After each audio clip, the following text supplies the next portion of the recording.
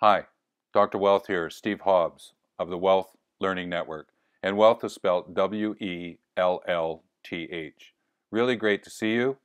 And I'm sharing with you an insight from my book, Creating the Well Living Workplace. And the book chose number 30. The well living workplace involves using a human voice to keep conversation alive.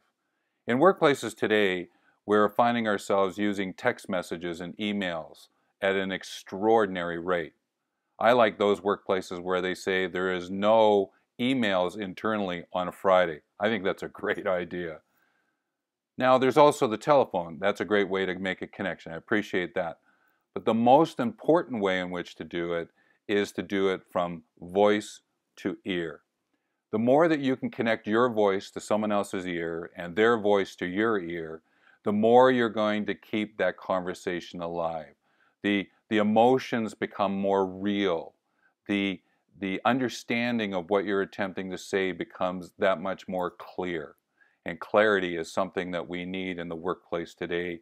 The clarity from confusion is so important. Now, having shared this insight with you, I would encourage you to answer this question.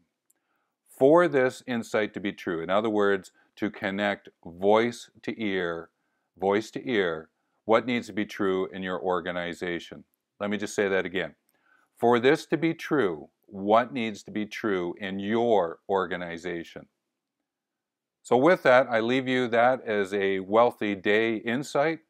I encourage you to visit wealthlearning.com. And if you pick up the book, Creating the Well Living Workplace, you'll have 139 insights to choose from, of which I've shared one today.